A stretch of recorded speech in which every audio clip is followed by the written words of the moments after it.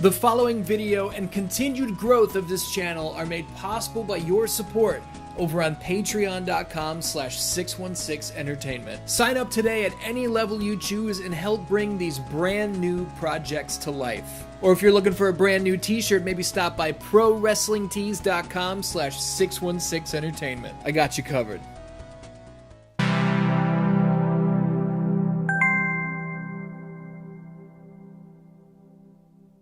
2023 is one of the greatest years in video game history. There it is, right at the top. I wholeheartedly believe that. 2007 was great, 2013 is out of control. Look, there are a handful of years that could fight it out and really determine which is the best, and that would come down to a matter of opinion, so who cares? Today, like I do every year, I'm gonna count down my top 10 favorite video games that have released over the past 12 months, culminating with the official 616 Entertainment Game of the Year. I've been releasing one of these videos every single year, dating all the way back to 2018, if you'd like to check them out. Or, here are all of my Game of the Year picks in one image. That's about as to the point as it gets. How many of these do you agree or disagree with? Let me know down in the comments. Oh, how you doing, Dan-Dans? My name is Ian, and as always with one of these videos, I want to state at the top, I have not played every game that released this year, and these picks are simply my opinions. I want to know your opinions down in the comments, whether it's your top 10 games of the year, or whether you just want to give me your number one, whatever you want. But if you get in the comments with, where's Final Fantasy 16? I haven't played it. Where's Lies of P? I haven't gotten to it yet. Star Wars Jedi. I meant Survivor, but I said Fallen Order. There's only so much time in the year, and I'm not made of money, Dan-Dans. I do my best. Now, what do you think about jumping into this list? Let's get to it. Number 10, kicking things off, AEW Fight Forever. Hotly anticipated for years, a ton of weight on its shoulders, and for me, it was great. I had a blast with AEW Fight Forever, putting in nearly 40 hours. I'm pretty damn close to the Platinum Trophy. I'll circle back and clean it up at some point, but for the time being, I've had my fill. I'm not impressed at all with the DLC offering since launch. Stadium Stampede mode is an extremely tone-deaf example of nobody asked for this, especially on a game dying for something as rudimentary as a steel cage match. I love the gameplay, the roster is fun, but there's certainly still room for improvement. All in all, not a bad way to get things started. Coming in at number 9 is Mortal Kombat 1. Now, some of you may have expected this to be top 3, top 5, but look, 2023 is stacked. I told you at the top, 2023 is out of control. Mortal Kombat 1's gameplay is up there for me. Listen, it's up there at the top. MK1 controls like I want all Mortal Kombat games to control.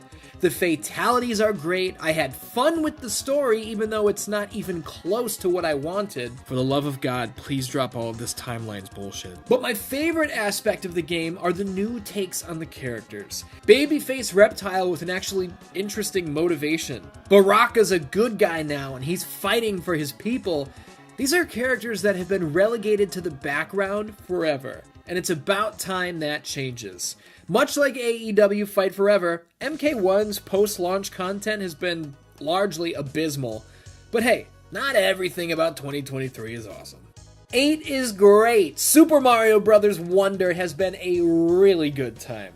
I haven't finished it yet, and maybe when I do, I'll find myself thinking, man, this should have been higher. But there's only so much time in the day. We'll cross that bridge when we get there. The normal levels being broken up by cap challenges of all different kinds, the brand new powers, and the fact that each new world looks entirely different keeps what is a nearly 40-year-old formula still feeling fresh. You don't need me to tell you, but in the event you were on the fence, yes, Mario Wonder is awesome. Controversial pick, number 7 goes to UFC 5. If you believe the EA Sports UFC subreddit, this game is the biggest piece of shit ever created. You know what? That's actually true for several other games on this list as well, so let's just ignore Reddit entirely. What do you think about that? After skipping UFC 4 and letting half a decade go by without purchasing a UFC game, I was excited for this one. And man, oh man, was it worth the wait. I've run through an entire career, played nearly 1,000 fights online already. No, I'm not kidding. And while there are issues, The amount of fun I've had is my main takeaway.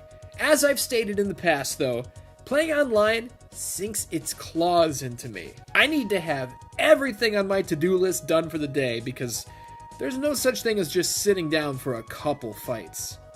6. Super Mario RPG. More Mario. How do you like that? This little guy had a busy year. Super Mario RPG is a must-play if you're a Switch owner. The music is fantastic, the graphics will have you smiling the entire time, and the combat keeps you in the zone throughout the entire campaign. I am somebody who had never played the original, sadly, but I'm ready to tell you here and now, you don't need to experience the original. I'm not saying don't do it, but after playing the remake and looking back at the OG, this brand new version is the definitive way to play. Super Mario RPG is big time. Halfway through the list already. Goodness gracious. Look, I don't normally do this, but I'm going to throw a couple honorable mentions at you because 2023 is so stacked. There are so many good games. Under the Waves is an awesome underwater drama with a gripping story that'll keep you on the edge of your seat. Dead Island 2 was a ton of fun and would probably be on my list if I had more time to play it.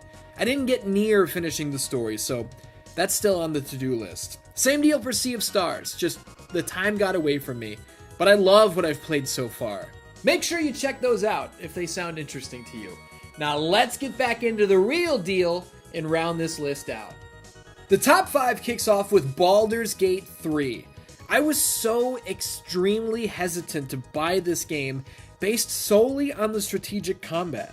I'm a turn-based guy all day, that's fine, but the specific positioning, the dozens of abilities each character has, the Dungeons and Dragons dice rolls and all that, it was super intimidating to me. But eventually, I made the leap. I bought the game, and holy shit, it's so much fun. I love my teammates, all of them for different reasons. Shadowheart is 100% my girlfriend. Let's not get that twisted. And goodness me, I cannot wait to play more. I'm only 11 and a half hours in, so I've got a ton of ground to cover, but I already feel comfortable dropping this in my top 5. As soon as I finish this edit, I'm probably going to play Baldur's Gate 3. Swimming into the number 4 slot is Dredge. Coming from Mortal Kombat and Mario and Baldur's Gate, this may seem a little out of place, but no, it isn't. In Dredge, we play as a fisherman whose boat washed ashore on a mysterious island. The people on this island will help us out, but not for free. We've got to head out onto the water, catch fish, and sell them in order to make money to upgrade our boat.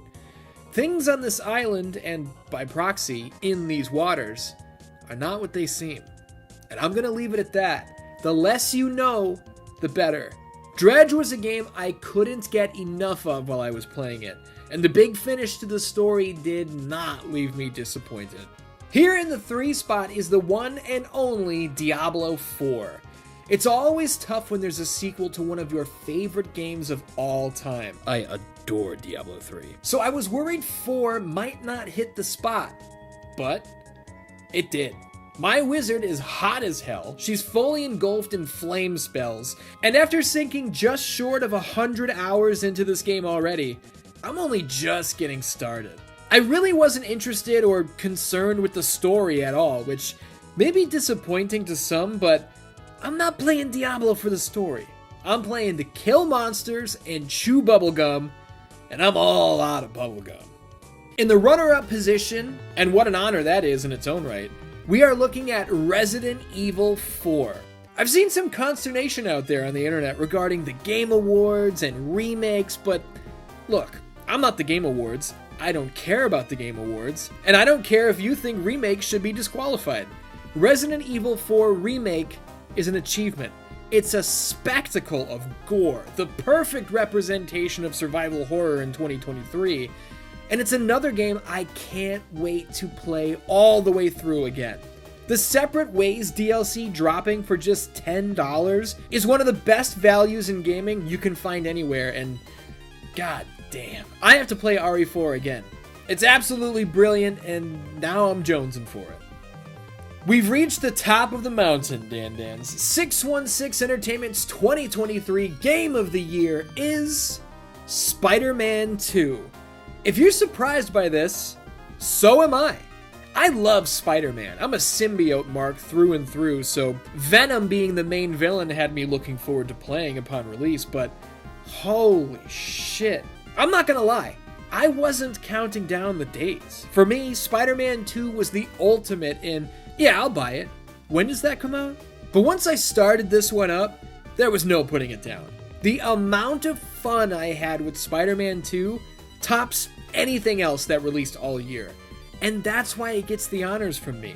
The combat, the web swinging, switching between Miles and Peter, I was enthralled. The story kept me guessing with how it played with the lore. Characters I wasn't expecting to see showed up, and no spoilers obviously, but there were 3 or 4 distinct moments where I audibly shouted, "Fuck yeah!" while playing this game. And that, for me, speaks volumes. Congratulations to Spider-Man 2, 616 Entertainment's 2023 Game of the Year. Oh, there it is, Dan Dans. I hope you had fun with this video, and I hope you take the time to share your favorites of the year down in the comments. Now, I could really use your support over on patreon.com/616entertainment heading into 2024. If you like these videos and you like my channel and you want it to stay alive, you can play a very important part in making sure that happens. Dan Dans 2024 is going to be fun. If you're in my corner, I really appreciate it because I need you. I love ya, and I'll see you next time.